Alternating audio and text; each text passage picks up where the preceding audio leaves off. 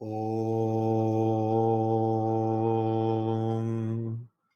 सहना भवतु सहनौ भुनक्तु सह वीर्यं करवावहै तेजस्विनावधीतमस्तु मा विद्विषावहै। ॐ शान्ति शान्ति शान्तिः। हरि ओम।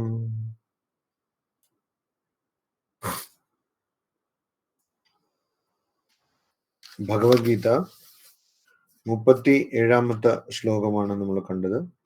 ശ്രീ ഭഗവാൻ ഉവാച കാമ ഏഷ ക്രോധ ഏഷ രജോ ഗുണ സമുദ്ഭവഃ മഹാശനോ മഹാപാപ്മാ വിദ്യേനം ഇഹ വൈരിണം. ഇവിടെ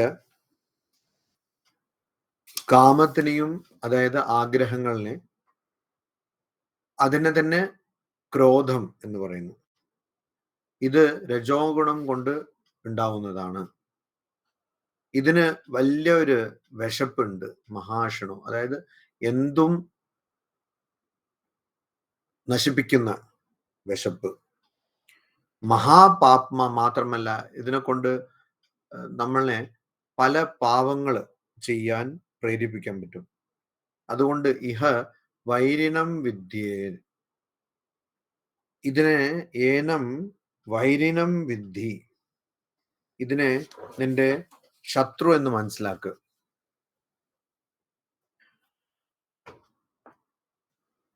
ഭഗവത്പാദ ശങ്കരാചാര്യദേവൻ ബ്രഹ്മസൂത്രത്തിന്റെ ആമുഖമായ അധ്യാസ ഭാഷ്യം എഴുതുമ്പോൾ അതിൽ അവസാനം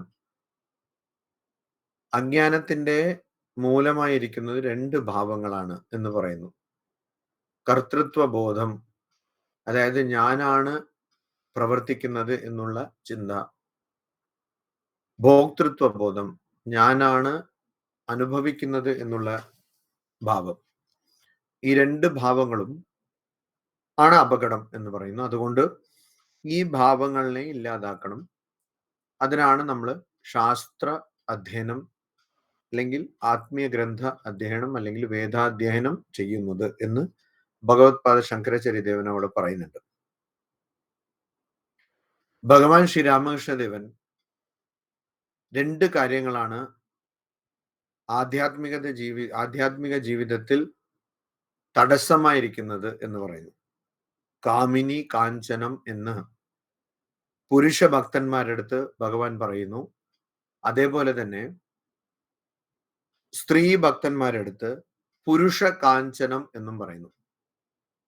പുരുഷ ഭക്തന്മാരോട് പറഞ്ഞ കാര്യങ്ങളാണ് മഹേന്ദ്രനാഥ് ഗുപ്തൻ എഴുതി. അതാണ് നമ്മൾ വചനാമൃതം എന്ന് വായിക്കുന്നത്. അത് പറഞ്ഞതൊക്കെ എല്ലാം പുരുഷ ഭക്തന്മാരോടായിരുന്നു. അതുകൊണ്ട് കാമിനി കാഞ്ചനം എന്ന് പറയുമ്പോൾ പലർക്കും ഇങ്ങനെ ഒരു പരാതിയുമുണ്ട്. അതായത് ഭഗവാൻ ശ്രീരാമകൃഷ്ണ ദേവന് സ്ത്രീകളെ കാണാൻ പറ്റില്ല, കണ്ടൂടാ എന്നൊക്കെ പരാതി. അപ്പൊ അവിടെ യോഗിന്മാ, ഗോപാലന്മാ, അങ്ങനെ ഭഗവാൻ ശ്രീരാമകൃഷ്ണ ദേവന്റെ സ്ത്രീ ഭക്തകൾ പറഞ്ഞ കാര്യങ്ങൾ നമ്മൾ കേൾക്കുമ്പോൾ അവിടെ അവർ വ്യക്തമായി പറയുന്നുണ്ട്. അവരുടെ സ്മരണകളിലും അവരുടെ ലേഖനങ്ങളിലും പറയുന്നു. ഭഗവാൻ ശ്രീരാമകൃഷ്ണ ദേവൻ പറയത്ര സ്ത്രീകൾക്ക് മാത്രം സംസാരിക്കുമ്പോൾ അവര് പറയത്ര പുരുഷ കാഞ്ചന എന്ന്. പുരുഷ കാഞ്ചന. അപ്പോ കാമിനി കാഞ്ചന, പുരുഷ കാഞ്ചന എന്ന് പറയുമ്പോൾ ഈ ബംഗാളിയിലുള്ള ശ്രീ രാമകൃഷ്ണ കഥാമൃതോ, അതിന്റെ അനുവാദമാണ് രാമകൃഷ്ണ വചനാമൃതം. അതിന്റെ ഇംഗ്ലീഷ് അനുവാദമാണ് the gospel of Sri Ramakrishna. അവിടെ പരിഭാഷ ചെയ്ത സ്വാമി നിഖിലാനന്ദജി, സ്വാമിജി പറയുന്നു, കാമിനി കാഞ്ചനം എന്നുള്ളത് വിമൻ ആൻഡ് ഗോൾഡ് എന്നാണ് അവിടെ പരിഭാഷ ചെയ്തിട്ടുള്ളത്. അപ്പൊ സ്വാമിജി പറയുന്നു ഇവിടെ വുമൻ ആൻഡ് ഗോൾഡ് എന്ന് വെച്ചാൽ യഥാർത്ഥത്തിൽ ലസ്റ്റ് ആൻഡ് ഗ്രീഡ് എന്നാണ്. അതായത് കാമം, ലോഭം എന്നുള്ള വികാരങ്ങളാണ്. അപ്പൊ ഇവിടെ കാമം, ലോഭം എന്ന് പറയുമ്പോൾ അവിടെ അഹങ്കാരം, മമകാരം എന്നുള്ള ഭാവങ്ങളാണ് വരുന്നത്. ഇത് രണ്ടും യഥാർത്ഥത്തിൽ ഒരൊറ്റ വികാരത്തിന്റെ രണ്ട് വശങ്ങളാണ്. അതുകൊണ്ട് തന്നെയാണ് ഭഗവത്ഗീതയിൽ കാമയേഷ ക്രോധയേഷ എന്ന് പറയുന്നത്. അതായത് കാമം, ക്രോധം വേറെ വ്യത്യസ്തമാണെന്നല്ല. ഇൻസ്പയർഡ് ടോക്സിൽ വിവേകാനന്ദ സ്വാമികൾ പറയുന്നു, സ്വാമിജി പറയുന്നു, ആംഗർ ഇസ് ക്രിസ്റ്റലൈസ്ഡ് ലസ്റ്റ് എന്ന് സ്വാമിജി പറയുന്നു. അപ്പൊ ഈ കാമവികാരം കൂടുമ്പോഴാണ് അത് ക്രോധമായി പരിണമിക്കുന്നത്, മാറുന്നത്. അതുകൊണ്ട് തന്നെ ഇവിടെ ആഗ്രഹം ആണ് പ്രശ്നം. ആഗ്രഹം. പണ്ടൊരു ഹൈദരാബാദില് ഓസ്മാനിയ യൂണിവേഴ്സിറ്റിയിൽ ഇംഗ്ലീഷ് വിഭാഗത്തിന്റെ അധ്യക്ഷനായിരുന്നു ഒരു വലിയ ഭക്തൻ. അദ്ദേഹം ഒരുപാട് രാമകൃഷ്ണ മിഷൻ വാരികകളിലൊക്കെ മാസികകളിലൊക്കെ എഴുതിയിട്ടുണ്ട്. Professor M Sivaramakrishnan. എനിക്ക് നല്ലോണം അറിയുമായിരുന്നു. നേരിട്ട് കണ്ടിട്ടില്ല, പക്ഷെ ഫോണിലൂടെ സംസാരിച്ച് അങ്ങനെ നേരിട്ട് കാണുന്ന മുമ്പ് അദ്ദേഹം അന്തരിച്ചു. അപ്പോൾ അദ്ദേഹം പറയുമായിരുന്നു, ഈ കാമിനി കാഞ്ചന എന്ന് പറഞ്ഞാൽ സെക്സ് ആൻഡ് സെൻസെക്സ് എന്നങ്ങനെ അദ്ദേഹം പറയുമായിരുന്നു. അദ്ദേഹത്തിന്റെ ലേഖനങ്ങളിലും അത് പറഞ്ഞു. പണ്ട് ബോസ്റ്റണിൽ ഒരു സ്വാമിജി ഉണ്ടായിരുന്നു, സ്വാമി സർവഗതാനന്ദ. അപ്പോ അന്നും ഇന്ന് ബോസ്റ്റണിൽ അന്ന് സ്വാമിജി ബോസ്റ്റണും പിന്നെ പ്രോവിഡൻസ് എന്ന രണ്ട് കേന്ദ്രങ്ങൾ അതിന്റെ ചുമതല സ്വാമിജിക്കായിരുന്നു. സ്വാമിജി അഖണ്ഡാനന്ദ സ്വാമിജിന്റെ, അതായത് ഭഗവാൻ ശ്രീ രാമകൃഷ്ണദേവന്റെ സന്യാസി ശിഷ്യന്മാരിൽ ഒരാളായിരുന്ന അഖണ്ഡാനന്ദ സ്വാമികളുടെ ശിഷ്യനായിരുന്നു സ്വാമി സർവഗതാനന്ദ. അപ്പൊ സ്വാമിജി ഹാർവർഡ് യൂണിവേഴ്സിറ്റി, അതിനു മുമ്പും അഖിലാനന്ദ എന്നൊരു സ്വാമിജി ഉണ്ടായിരുന്നു. അപ്പൊ അഖിലാനന്ദ സ്വാമിജി അവിടെ ഹാർവർഡ് യൂണിവേഴ്സിറ്റിയിൽ പഠിപ്പിക്കുമായിരുന്നു. സ്വാമിജിയുടെ ചില പുസ്തകങ്ങളൊക്കെ ഹാർവർഡ് യൂണിവേഴ്സിറ്റിയിൽ ഇന്നും പഠിപ്പിക്കുന്നുണ്ട്. അപ്പൊ അങ്ങനെ ഹാർവർഡ് യൂണിവേഴ്സിറ്റിയിൽ ഒരു ഓഫീസ് പോലെ ഈ സ്വാമിക്ക് ഉണ്ടായിരുന്നു. ആ പാരമ്പര്യത്തിൽ സ്വാമി സർവഗതാനന്ദജിനും അങ്ങനെ ഒരു ഓഫീസ് ഉണ്ടായിരുന്നു. ഇടയ്ക്കിടയ്ക്ക് ഹാർവർഡ് യൂണിവേഴ്സിറ്റിയിൽ പോയി പ്രസംഗിക്കും. അങ്ങനെ ഒരു ദിവസം പ്രസംഗിച്ചപ്പോൾ അവിടെ ഒരു പ്രൊഫസർ പറഞ്ഞു അത്ര, സ്വാമിജി ഞാൻ കുറച്ച് അപ്പോ അവിടെ സ്വാമിജി പറഞ്ഞു ഈ ഗോസ്പൽ ഓഫ് ശ്രീരാമകൃഷ്ണ വായിക്കണം.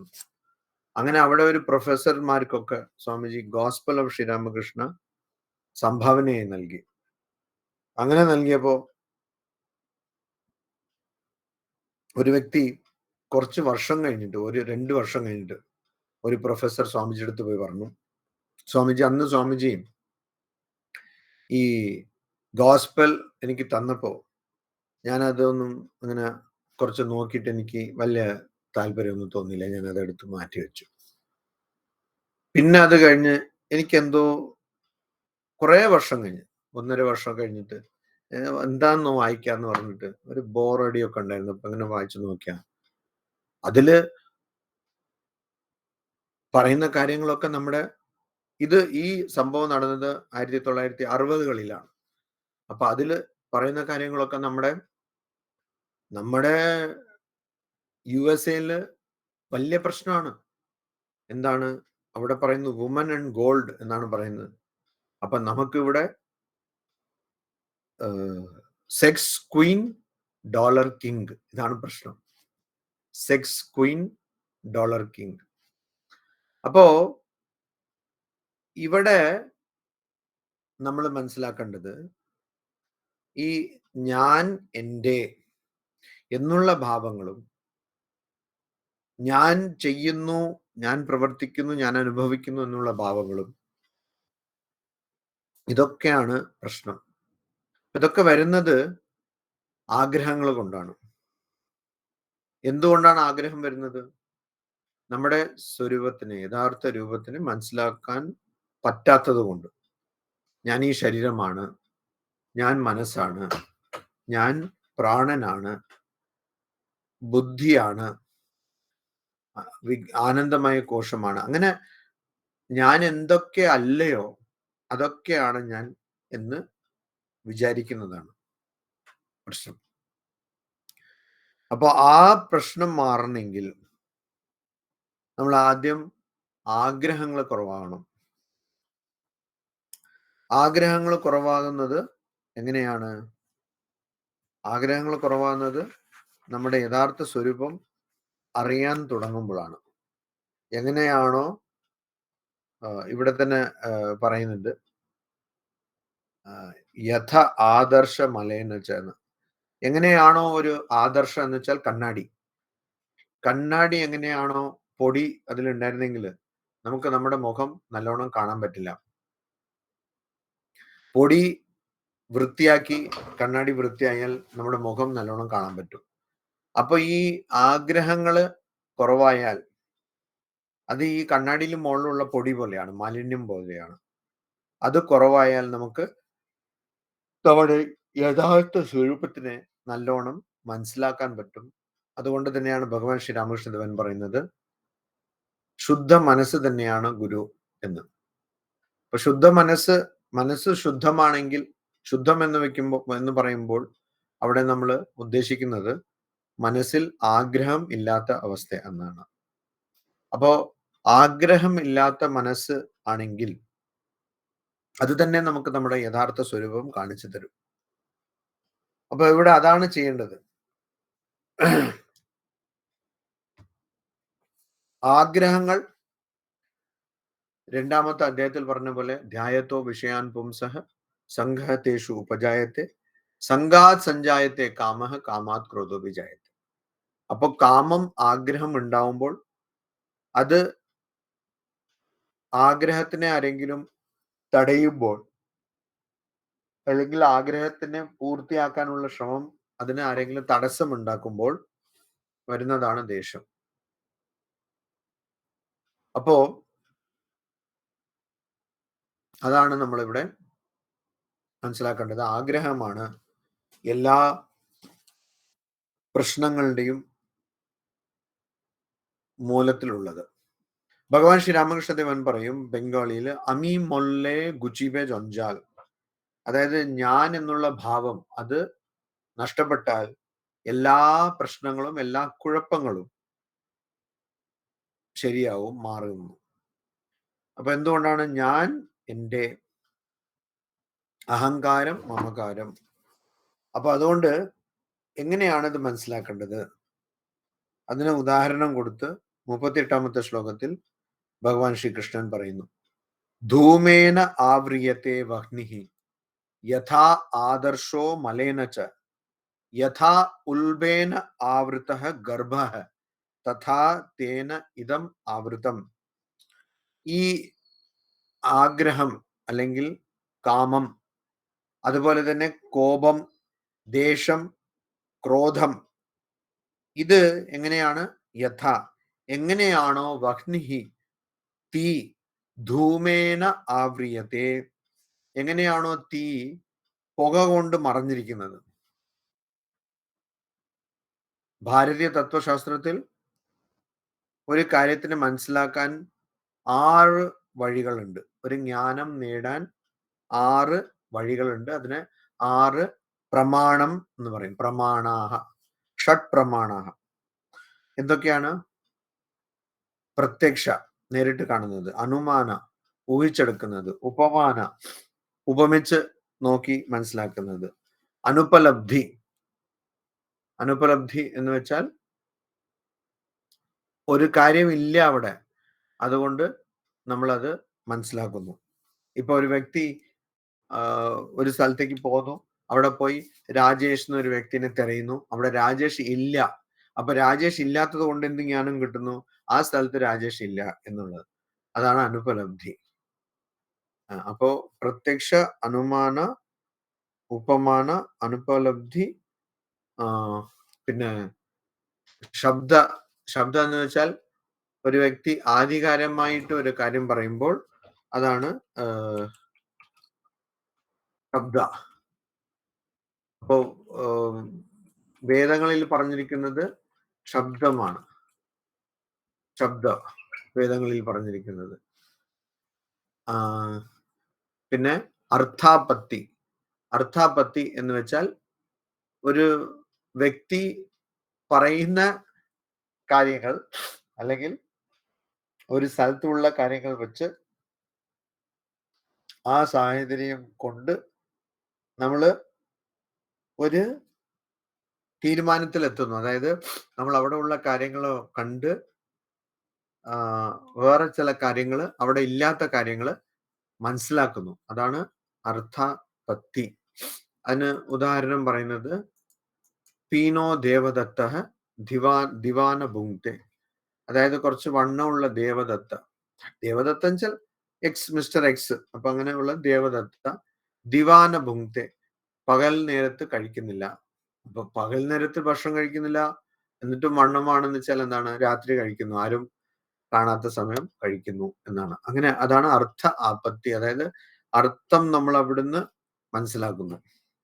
അപ്പൊ ഇങ്ങനെ 6 പ്രമാണങ്ങൾ ഉള്ള സ്ഥലത്ത് ഈ അനുമാന എന്നുള്ള പ്രമാണം, ഊഹിച്ചെടുക്കുന്നുള്ള പ്രമാണം, അവിടെ എന്താ പറയുന്നത്? എത്രയെത്ര ധൂമഹ തത്ര തത്ര വഹ്നി. എവിടെയൊക്കെ പുകയുണ്ടോ അവിടെയൊക്കെ തീ ഉണ്ടാവും. അപ്പൊ നമ്മൾ കാണുന്നത് പക്ഷെ തീനെയല്ല കാണുന്നത്. പ്രത്യേകിച്ച് മലപ്രദേശങ്ങളിൽ ഇങ്ങനെ പോയിക്കൊണ്ടിരിക്കുമ്പോ അകലെ എവിടുന്നോ പുക വരുമ്പോ നമ്മളത് കണ്ടു പറയും, ഓ അവിടെ തീ പിടിച്ചിട്ടുണ്ട് കേട്ടോ, കാട്ടില് തീ ഉണ്ടെന്ന് തോന്നുന്നു. അപ്പോ അത് നമ്മൾ കാണുന്നത് പക്ഷെ തീനെയല്ല കാണുന്നത്, നമ്മൾ കാണുന്നത് പുക തന്നെയാണ്. അപ്പൊ അങ്ങനെ പുക എന്ത് ചെയ്യുന്നു? തീനെ, അഗ്നിനെ മറയ്ക്കുന്നു. അതുകൊണ്ട് യഥാ വഹ്നിഹി ധൂമേന ആവ്രിയത്തെ. എങ്ങനെയാണോ തീ, പുക തീനെ മറയ്ക്കുന്നത്, അല്ല പുക കൊണ്ട് തീ മറഞ്ഞു പോകുന്നത്, യഥാ ആദർശ മലേനച്ച. എങ്ങനെയാണോ മലേന എന്ന് വെച്ചാൽ മാലിന്യം കൊണ്ട്, അതായത് പൊടി കൊണ്ട് അല്ലെങ്കിൽ മാലിന്യം കൊണ്ട് എങ്ങനെയാണോ ആദർശ കണ്ണാടി മറഞ്ഞു പോകുന്നത്, യഥാ ഉൽബേന ആവൃത ഗർഭ. ചിലപ്പം ഭഗവത്ഗീതയിലും ഉപനിഷത്തിലും വേദങ്ങളിലും ഒക്കെ, ഉപനിഷത്ത് വേദത്തിന്റെ ഭാഗം തന്നെയാണ്, മറ്റു ഭാഗങ്ങളും ചിലപ്പോ നമ്മൾ കാണുന്ന ഉദാഹരണങ്ങള് പെട്ടെന്ന് സാധാരണ ആൾക്കാർ പറയുന്ന പോലെ ആയിരിക്കില്ല. അപ്പോ അതിന്റെ ഒരു ഉദാഹരണമാണിത്. യഥാ ഉൽബേന ആവൃത ഗർഭ. അപ്പൊ ഒരു കുട്ടി ജനിക്കുമ്പോ അല്ലെങ്കിൽ കുട്ടി ഗർഭത്തിലുണ്ടാവുമ്പോ ആ കൊച്ചിനെ ചുറ്റിലും ഒരു തരം വെള്ളം പോലെ, വെള്ളമല്ല, അത് കുറച്ചും കൂടി ഒരു കട്ടിയായിട്ടുള്ള ഒരു ലിക്വിഡ് പോലെ സംഭവം ഉണ്ടാവും. അതിന് മലയാളത്തിൽ എന്തെങ്കിലും പേരുണ്ടോന്നൊന്നും എനിക്കറിയില്ല. പക്ഷെ ഉണ്ടോ? എന്താണ് പറയുന്നത്? മുന്നൂർക്കുടം എന്ന് പറയും ഞങ്ങളുടെ പാലക്കാട്. പൊണ്ണൂർ കുടമോ? മുന്നൂർക്കുടം.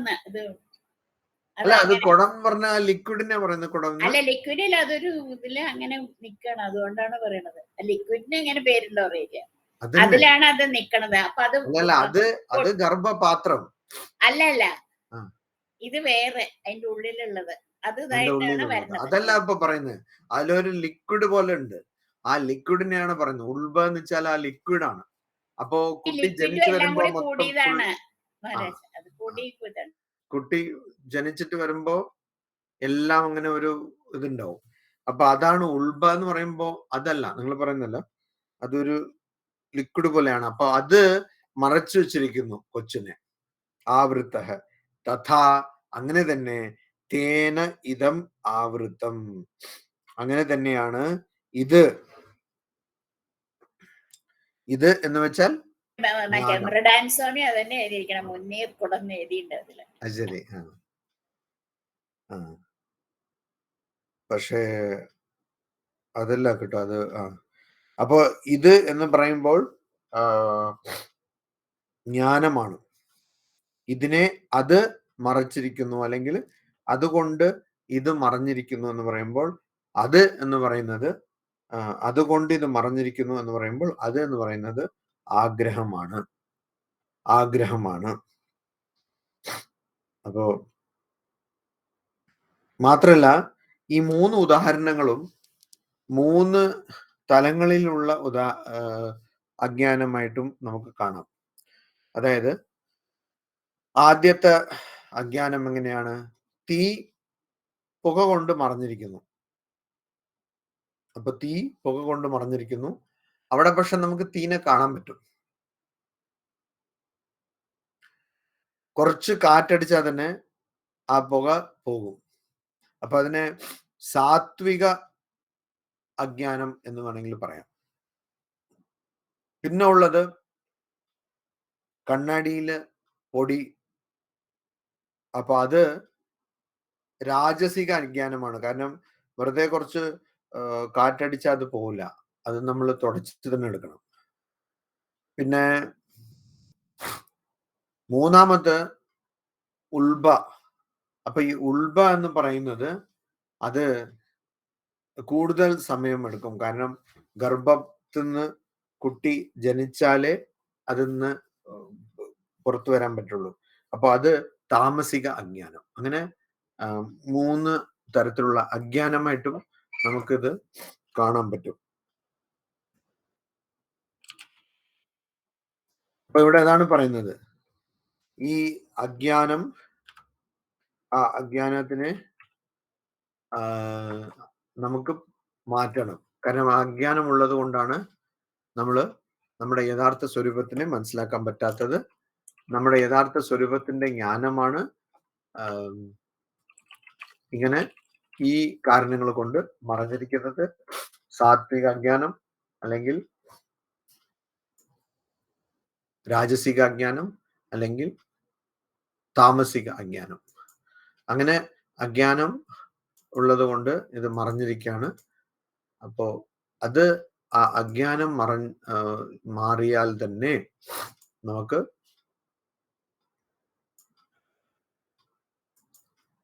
ജ്ഞാനം കിട്ടും.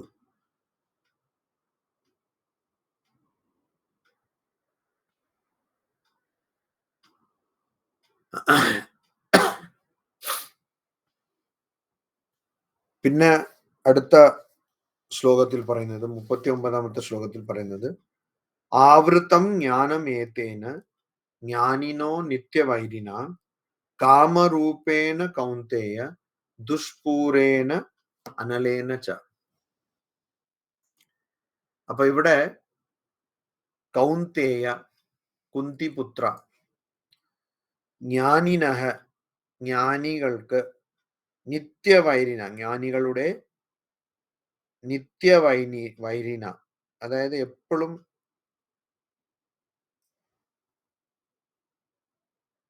ശത്രുവായിരിക്കുന്നു, സദാ സർവദാ ജ്ഞാനികളുടെ ശത്രുവായിരിക്കുന്നു. കാമരൂപേണ, ആ ശത്രുവിടെ രൂപം എന്താണ്? കാമമാണ്. ആ ശത്രുവിടെ രൂപം കാമമാണ്. ദുഷ്പൂരേന, മാത്രമല്ല ആ ശത്രുവിടെ രൂപം കാമമാണ്. പക്ഷേ ആ കാമം അതിനെ ഒരിക്കലും അതിനെ തൃപ്തിപ്പെടുത്താൻ പറ്റില്ല. ദുഷ്പൂരേന, അതായത് അത് ഒരിക്കലും തൃപ്തിപ്പെടില്ല. ഒരിക്കലും അതിന് തൃപ്തി ഉണ്ടാവില്ല, സംതൃപ്തി ഉണ്ടാവില്ല. അതാണ് കാമരൂപേണ. ഏതേന അനലേന, അങ്ങനെയുള്ള തീയാണ്. അപ്പോ ഈ ജ്ഞാനികളുടെ എപ്പോഴുമുള്ള ശത്രു അതാരാണ്? അത് തീയാണ്.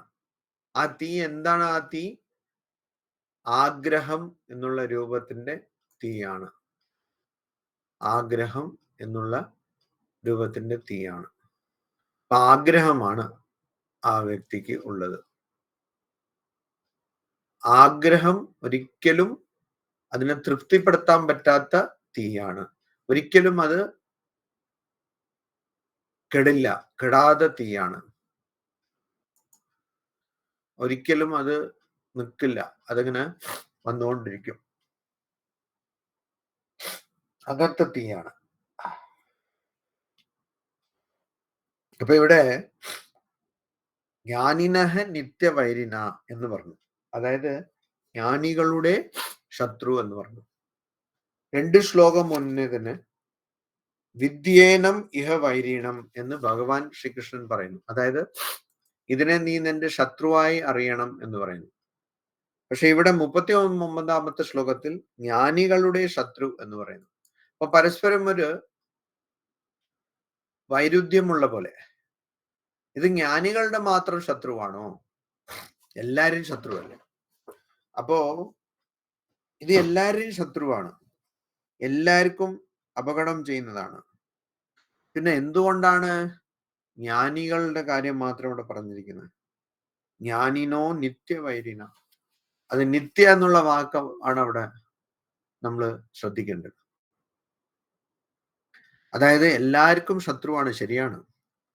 പക്ഷെ ജ്ഞാനികൾക്ക് അത് എപ്പോഴും മനസ്സിലാവും അത് ശത്രുവാണെന്ന്.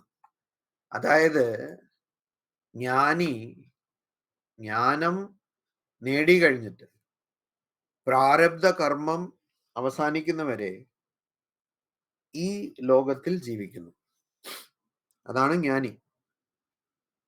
ഭഗവാൻ ശ്രീ രാമകൃഷ്ണദേവൻ പറയും 21 ദിവസത്തില് ശരീരം പോകുന്നു. അപ്പോ ജ്ഞാനി പ്രാരബ്ധ കർമ്മം ക്ഷയിക്കാൻ വേണ്ടിയിട്ടാണ് ഈ ലോകത്തിൽ ജീവിക്കുന്നത്. ജ്ഞാനം ലഭിച്ചു.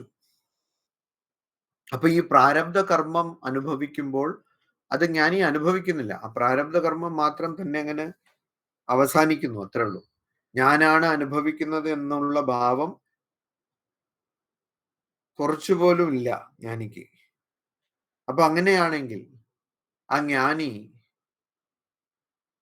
എപ്പോഴും ആ ജ്ഞാനിക്ക് അറിയാലോ ഈ ആഗ്രഹം തെറ്റാണെന്ന്. പക്ഷെ പ്രാരബ്ധ കർമ്മത്തിന്റെ കാരണം ജ്ഞാനി എന്തെങ്കിലും ഭക്ഷണം കഴിക്കുന്നു. അപ്പൊ അങ്ങനെ അനുഭവിച്ചുകൊണ്ടിരിക്കുമ്പോ തന്നെ ജ്ഞാനിക്കറിയാം ഇത് എന്റെ ശത്രുവാണ് എന്ന്. നേരെമറിച്ച് മറ്റാൾക്കാർക്ക്, ജ്ഞാനം പ്രാപിക്കാത്ത ആൾക്കാർക്ക് അത് അനുഭവിച്ചുകൊണ്ടിരിക്കുമ്പോ അതറിയില്ല. അനുഭവിച്ച് കഴിഞ്ഞിട്ട് പിന്നെ അതുകൊണ്ട് ദുഃഖമുണ്ടാവുമ്പോഴാണ് അവർക്ക് മനസ്സിലാവുന്നു, ഓ ഇത് ശത്രുവാണെന്ന്. അതുകൊണ്ടാണ് ഇവിടെ നിത്യവൈരീന എന്ന് പറയുന്നത്. അതായത് എപ്പോഴും ജ്ഞാനി അതിന്റെ അപകടം, ഇത് അപകടകാരിയാണ് എന്നുള്ളത് ജ്ഞാനി എപ്പോഴും മനസ്സിലാക്കുന്നു. പക്ഷെ ഒരു വിഡ്ഢി, ഇവിടെ ജ്ഞാനി എന്ന് പറയുമ്പോൾ സ്വരൂപജ്ഞാനം, ആത്മജ്ഞാനമുള്ള വ്യക്തിനെയാണ് നമ്മൾ സൂചിപ്പിക്കുന്നത്. അതുപോലെ വിഡ്ഢി എന്ന് പറയുമ്പോൾ അതില്ലാത്ത വ്യക്തി. അപ്പൊ ഒരു വിഡ്ഢി ഒരിക്കലും ആഗ്രഹത്തിനെ എപ്പോഴും ശത്രുവായി കാണുന്നില്ല. മറിച്ച് ആഗ്രഹം ഉണ്ടാവുമ്പോൾ സാധാരണ വ്യക്തി ആഗ്രഹത്തിനെ സുഹൃത്തായിട്ടാണ് കാണുന്നത്. ആഗ്രഹം ഉണ്ടാവുമ്പോൾ ഒരാളുടെ അടുത്ത് പോയി നമ്മൾ പറയുന്നു, എന്താ നിങ്ങൾക്ക് വേണം? എനിക്ക് കുറച്ച് ബാങ്ക് ബാലൻസ് കൂടിയാൽ മതി, വേറെ ഒന്നും വേണ്ട. എത്ര നിങ്ങൾക്ക് വേണം? ഒരു 100 കോടി ഉണ്ടായിരുന്നു മതി, അത്ര മതി, കൂടുതൽ ആഗ്രഹിക്കണല്ലോ. ശരി, 100 കോടി ഉണ്ടായിരുന്നു. അപ്പൊ അത് ആഗ്രഹിക്കുമ്പോൾ ആ വ്യക്തി ഒരിക്കലും, ഇതിപ്പോ പറയുമ്പോൾ തന്നെ ഇവിടെ കുറെ ആൾക്കാർ ചിരിച്ചു. അപ്പൊ ആഗ്രഹിക്കുമ്പോൾ ഒരു വ്യക്തി എപ്പോഴും അത് അപകടമാണ് എന്ന് വിചാരിക്കുന്നില്ല. ആ വ്യക്തി അതിനെ നല്ലതാണെന്ന് മാത്രമേ വിചാരിക്കുന്നുള്ളൂ. പക്ഷേ ആ ആഗ്രഹത്തിന്റെ ഫലമായി ദുഃഖമുണ്ടാകുമ്പോൾ മാത്രമേ, ഓഹോ ഈ ആഗ്രഹം കൊണ്ട് ഇത്രയും ദുഃഖം ഉണ്ടാവും എന്ന് മനസ്സിലാക്കുന്നു. നേരെമറിച്ച് ഒരു ജ്ഞാനി ആഗ്രഹം, അങ്ങനെ ഒരു ചിന്ത വരുമ്പോൾ തന്നെ അത് അപകടമാണ് എന്ന് ജ്ഞാനി മനസ്സിലാക്കുന്നു. ഇതാണ് ഇവിടെ വ്യത്യാസം. അതുകൊണ്ട് ജ്ഞാനിനഹ നിത്യവൈരിനാം, ജ്ഞാനികൾക്ക് അത് എപ്പോഴും ശത്രുവാണ്. അതായത് അവരെപ്പോഴും ആ തിരിച്ചറിവോടെ ഇരിക്കുന്നു.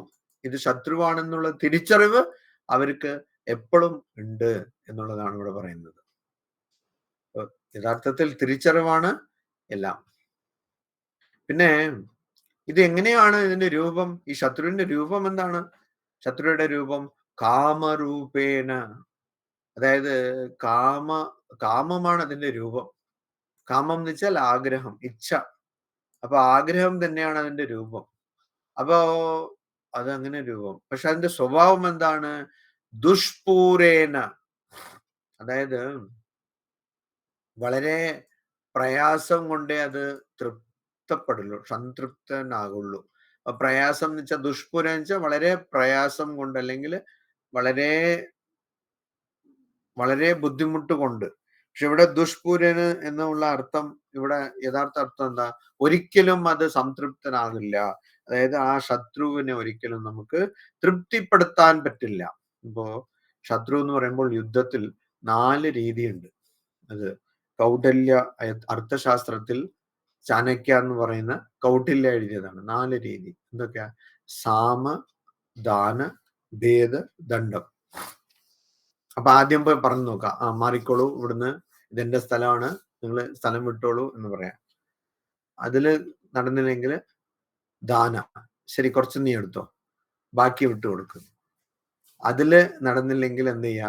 അവർ 2 അനിയനോ അങ്ങനെ ആരെങ്കിലും സഹോദര സഹോദരിമാരുണ്ടായിരുന്ന അവര് തമ്മിൽ വഴക്കുണ്ടാക്കി കൊടുക്കാം, ഭേദം. ഇതിലും കഴിഞ്ഞില്ലെങ്കിൽ എന്ത് ചെയ്യാ? അവസാനം നല്ല തല്ല്, ദണ്ഡം. അതാണ് സാമദാന ഭേദദണ്ഡം. അപ്പൊ അങ്ങനെ ശത്രുവിനെ എങ്ങനെയാണ് കൈകാര്യം ചെയ്യേണ്ടതെന്ന് 4 രീതിയുണ്ട്. അതുപോലെ തന്നെ ചൈനീസിൽ ദി ആർട്ട് ഓഫ് വാർ എന്നൊക്കെ ഉണ്ട്. അപ്പൊ അങ്ങനെ ഓരോ സംസ്കാരത്തിലും എങ്ങനെയാണ് ശത്രുവിനെ കൈകാര്യം ചെയ്യേണ്ടത് എന്നുള്ള പല രീതികളുണ്ട്. അതൊക്കെ നമ്മൾ ചെയ്ത് പഠിച്ച രീതിയാണ്. അനുഭവത്തിലൂടെ ഇതൊക്കെ ശരിക്കും നടക്കും എന്ന് മനസ്സിലാക്കിയ രീതികളാണ്. പക്ഷെ ഈ ആഗ്രഹം എന്ന് പറയുന്ന ശത്രുവിനെ കീഴടക്കാൻ കഴിയില്ല. ഏത് രീതി വെച്ചിട്ടും ആഗ്രഹം എന്നുള്ള ശത്രുവിനെ ഒരിക്കലും നമുക്ക് ജയിക്കാൻ കഴിയില്ല. അപ്പൊ ദുഷ്പൂരേന എന്നുള്ള അർത്ഥം അതാണ്. ഒരിക്കലും അത് ആഗ്രഹത്തിനെ അവസാനിപ്പിക്കാൻ കഴിയില്ല. ഇതിന് നമുക്കുള്ള എപ്പോഴും എല്ലാരും പറയുന്ന കഥ യയാതി എന്നുള്ള രാജന്റെ കഥയാണ്. അപ്പൊ അന്നത്തെ കാലത്ത് സാങ്കേതിക വിദ്യ ഇന്നത്തെ കാലത്തെ സാങ്കേതിക വിദ്യയെക്കാളും കൂടുതലായിരുന്നു. അപ്പൊ അതുകൊണ്ട് എന്ത് ചെയ്യാമായിരുന്നു? ഓരോരോ വ്യക്തിക്കും അവരുടെ ആയുസ് മറ്റുള്ള ആൾക്കാർക്ക് കൊടുക്കാൻ പറ്റുമായിരുന്നു. ഇന്നങ്ങനെ ഒന്നും പറ്റില്ലല്ലോ. അപ്പോ യയാത്തിന് 5000 വർഷമായിരുന്നു ആയുസ്. എന്നിട്ട് ആ യയാതി 5000 വർഷം ആസ്വദിച്ച് ജീവിച്ചു. എന്നിട്ട് വാർദ്ധക്യം വന്നപ്പോ എന്ത് ചെയ്തു? അവര് പുരു എന്നുള്ള അവന്റെ മകന്റെ അടുത്ത് പറഞ്ഞു, നീ നിന്റെ ആയുസ് എനിക്കൊന്ന് താന്നു. അപ്പൊ അത് കൊടുത്തു. ആ ശരീരം കൊടുത്തു, അതായത് യൗവനം കൊടുത്തു. പക്ഷേ കുറച്ചു കാലം ആ ശരീരം ആസ്വദിച്ചു കഴിഞ്ഞിട്ട് യയാത്തിന് മനസ്സിലായി ഈ ആഗ്രഹങ്ങളൊന്നും കുറയുന്നില്ല എന്ന്. അപ്പൊ യയാതി എന്ത് പറയുന്നു? ന ജാതു കാമാനാം ഉപഭോഗേന ശാമ്യതി ഹവിഷാ കൃഷ്ണവർത്മേവ ഭൂയ ഏവ അഭിവർദ്ധത്തെ. അതായത് ഒരിക്കലും കാമാനാം ഉപഭോഗേന ന ശാമ്യതി, ഒരിക്കലും ഈ ഉപഭോഗേന ഭോഗം കൊണ്ട്, അനുഭവം കൊണ്ട് ഒരിക്കലും ആഗ്രഹങ്ങള് ക്ഷയിക്കുന്നില്ല. എങ്ങനെയാണ്? കൃഷ്ണവർത്മ ഇവ, ഹവിഷ കൃഷ്ണവർത്മ ഇവ. എങ്ങനെയാണോ കൃഷ്ണവർത്മ, അതായത് അഗ്നിയിൽ ഹവിഷ നെയ്യ് ഒഴിച്ചാൽ എങ്ങനെയാണോ, അഗ്നിയിൽ നെയ്യ് ഒഴിച്ചാൽ അഗ്നി കെട്ടുപോവില്ല, തീ കെടില്ല, അത് ഇനിയും വലുതാവും. അപ്പൊ അതുപോലെ ആഗ്രഹങ്ങളെ അനുഭവിക്കാൻ ശ്രമിച്ചാൽ ഭൂയ ഏവ അഭിവർദ്ധത്തെ, അത് ഒന്നും കൂടി വരും. അപ്പൊ അതുകൊണ്ട് ഒരിക്കലും അനുഭവത്തിലെ ആഗ്രഹം അവസാനിക്കില്ല, കുറവാവില്ല. ഇതാണ് യയാതി മനസ്സിലാക്കിയത്. അപ്പൊ ഇവിടെ അതാണ് ദുഷ്പൂരേന അനലേന. ഈ തീ, അഗ്നി ഒരിക്കലും കെടുത്താൻ പറ്റാത്ത അഗ്നി പോലെ, കെടുത്താൻ പറ്റാത്ത അഗ്നി പോലെ. അപ്പൊ അതുകൊണ്ട് ഈ കാര്യം അറിഞ്ഞ ജ്ഞാനി അതിൽ നിന്ന് മാറി നിൽക്കുന്നു. അപ്പൊ ഇവിടെയും ആഗ്രഹമാണ് എല്ലാറ്റിന്റെയും പ്രശ്നം. ആഗ്രഹം എന്നൊക്കെ പറഞ്ഞ മഹാഭാരതം എടുത്താലും ആഗ്രഹം കൊണ്ടുണ്ടായതാ. രാമായണം എടുത്താലും ഒരാഗ്രഹം, എന്ത്? മാൻ വേണം, എനിക്ക് ആ സ്വർണ്ണ മാൻ വേണം. അപ്പൊ സ്വർണത്തിന്റെ ആഗ്രഹമൊക്കെ ഭയങ്കര അപകടമുള്ള ആഗ്രഹം. അല്ലെങ്കിൽ എൻ്റെ മകന് രാജ്യാഭിഷേകം വേണം. മകന് വേണ്ട, പക്ഷെ അമ്മയ്ക്ക് ആഗ്രഹമാണ്. അപ്പൊ അമ്മയ്ക്ക് ഇങ്ങനെ ആഗ്രഹം വരണം എന്ന് പറഞ്ഞ അമ്മയുടെ സേവികയ്ക്ക് അതിനേക്കാളും ആഗ്രഹം. ഇതാണ് രാമായണം. എന്നാൽ മഹാഭാരതം എന്താണ്? മഹാഭാരതം സഹോദരന്മാരൊക്കെ നശിച്ചു പോകണം എന്നുള്ള ആഗ്രഹം, നല്ല ആഗ്രഹം. അതുപോലെ തന്നെ മറ്റുള്ള ആൾക്കാരെ കളിയാക്കണം എന്നുള്ള ആഗ്രഹം. അങ്ങനെ പല ആഗ്രഹങ്ങൾ. രാജ കുടുംബത്തിൽ ഞാൻ ഒരു അംഗമാകണം എന്നുള്ള ആഗ്രഹം. ഇതിപ്പോ അങ്ങനെയാണല്ലോ ഭീഷ്മൻ ഒക്കെ വന്നത്. അപ്പോ ഭീഷ്മ പ്രതിജ്ഞ എടുക്കാൻ കാരണം എന്താണ്? ഈ ഒരു മത്സ്യ തൊഴിൽ ചെയ്യുന്ന ഒരു കുടുംബത്തിന്റെ ഒരു സ്ത്രീ രാജകുടുംബത്തിൽ അംഗമാകണം എന്ന് വിചാരിച്ചതുകൊണ്ടല്ലേ. അതുകൊണ്ടല്ലേ ഭീഷ്മ പിതാമഹ എന്ന് പറയുന്ന അദ്ദേഹത്തിന് അത്ര വലിയ ഒരു പ്രതിജ്ഞ എടുക്കേണ്ട ഒരു സാഹചര്യം ഉണ്ടായത്. യുധിഷ്ഠിരൻ, ഈ ധർമ്മപുത്രൻ യുധിഷ്ഠിരൻ ഇന്ദ്രപ്രസ്ഥമൊക്കെ ഉണ്ടാക്കിയിട്ട് അവിടെ ദുര്യോധനൻ വരുമ്പോ തറ കണ്ടാൽ അത് വെള്ളം പോലെ കാണുന്നു. അപ്പൊ അത് അയ്യോ വെള്ളമാണെന്ന് വിചാരിച്ചിങ്ങനെ പതിയെ അവിടെ കാലിക്കുന്ന, അവിടെ വെള്ളമൊന്നുമില്ല. വേറൊരു സ്ഥലത്ത് വെള്ളമുണ്ട്, പക്ഷെ വെള്ളം കാണുന്നില്ല. അവിടെ പോയി ഡബാളിന്ന് വെള്ളത്തിൽ വീഴുന്നു. ഇത് കണ്ട് എന്ത് ചെയ്യുന്നു? ദ്രൗപദി ചിരിക്കുന്നു. അത്രേ ഉള്ളൂ. അവിടെ തുടങ്ങി ഒരു മഹാഭാരതം. അതുകൊണ്ട് നമ്മൾ സംസാരത്തിലും പറയില്ല ഇവിടെ മഹാഭാരതം തുടങ്ങി. എന്ത് മഹാഭാരതം നടന്നുകൊണ്ടിരിക്കുന്നത്. അപ്പൊ അങ്ങനെ ഓരോ ആഗ്രഹം കൊണ്ടാണ് പ്രശ്നങ്ങൾ ഉണ്ടാകുന്നത്. നമ്മുടെ ജീവിതത്തിലും ആഗ്രഹങ്ങൾ കൊണ്ടാണ് പ്രശ്നം ഉണ്ടാകുന്നത്. അതുകൊണ്ട് ഈ ആഗ്രഹങ്ങൾ ഇല്ലാതാവണം. അപ്പൊ ആഗ്രഹങ്ങൾ വരുമ്പോ തന്നെ ആഗ്രഹങ്ങളെ നിരീക്ഷിക്കണം. രംഗനാഥാനന്ദ സ്വാമികള് ഒരു പ്രാവശ്യം USA ഒരു സ്ഥലത്ത് പ്രഭാഷണം നടത്തുമ്പോൾ പറഞ്ഞു, പെർമിസിവ്നെസ്, അതായത് എന്തും ആവാം, അല്ലെങ്കിൽ എല്ലാറ്റിനും എല്ലാം അനുവദിക്കുന്ന, എല്ലാം ശരിയാണ് എന്ന് പറയുന്ന സമൂഹം ഒരിക്കലും നല്ലതല്ല എന്ന്. അപ്പൊ അന്ന് അത് USA 50കളിൽ അതൊരു പ്രശ്നമായിരുന്നു. പക്ഷെ ഇന്ന് നമ്മുടെ രാജ്യത്തിൽ അതൊരു പ്രശ്നമാണ്. പണ്ട് രക്ഷിതാക്കളുടെ അടുത്ത് പൈസ ഉണ്ടായിരുന്നില്ല. അതുകൊണ്ട് മക്കൾക്ക് അവർ പല കാര്യങ്ങളും വാങ്ങിച്ചു തരാൻ പറ്റാത്ത ഒരവസ്ഥയായിരുന്നു. ഇന്ന് അവരുടെ അടുത്ത് പൈസയുണ്ട്. മാത്രമല്ല അന്ന് പൈസ ഉണ്ടായിരുന്നാലും പല കാര്യങ്ങളും അങ്ങനെ പെട്ടെന്ന് കിട്ടില്ല. ഇപ്പൊ അങ്ങനെയല്ല, മൊബൈലിനടുത്ത് ഒരു ഓർഡർ ചെയ്താൽ മതി, വീട്ടിലെത്തും. അപ്പോ അങ്ങനെ പൈസയുണ്ട്, ധനമുണ്ട്, അതിനുള്ള സാഹചര്യമുണ്ട്. അപ്പൊ അതുകൊണ്ട് എന്തായി? എന്ത് വേണോ അത് കൊടുത്തേക്കൂ. അതായത് എല്ലാം കിട്ടുന്ന ഒരു സമൂഹം. അപ്പൊ എല്ലാം കിട്ടുന്ന സമൂഹം എന്ന് പറഞ്ഞാൽ നമ്മൾ എപ്പോഴും നല്ല കാര്യമാണോ ആഗ്രഹിക്കുന്നത്? ഈ ചെറുപ്പം മുതലേ എല്ലാവരും കേട്ട് വരുന്ന ഒരു കഥയാണ് ഈ കൽപ്പത്തരു എന്നുള്ള വൃക്ഷം. അതിന്റെ താഴെ ഒരാൾ പോയി ഇരുന്നു. അപ്പൊ ആള് ഒരുപാട് സ്വത്ത് ആഗ്രഹിച്ചു. എന്നിട്ട് അവസാനം ഒരു കടുവ വന്ന് എന്നെ കഴിച്ചാലോ എന്ന് ചോദിച്ചപ്പോ അങ്ങനെ കടുവ വന്ന് കഴിച്ചിട്ട് പോയി. അപ്പൊ നമ്മുടെ മനസ്സ് നിയന്ത്രണത്തിലല്ല. അതുകൊണ്ട് ആദ്യം നമ്മൾ ചെയ്യേണ്ടത് എന്താണ്? നമ്മൾ മനസ്സിനെ നിയന്ത്രിക്കണം. നമ്മൾ ആഗ്രഹങ്ങളെ കുറവാക്കണം. അത് ചെയ്താൽ മാത്രമേ നമുക്ക് നമ്മുടെ യഥാർത്ഥ സ്വരൂപത്തിനെ അറിയാൻ പറ്റുള്ളൂ. അത് ചെയ്താൽ മാത്രമേ നമുക്ക് മനസ്സമാധാനം കിട്ടുള്ളൂ. ഓം ശാന്തി ശാന്തി ശാന്തി. ഹരി ഓം തത്സത്. ശ്രീരാമകൃഷ്ണാർപ്പണമസ്തു.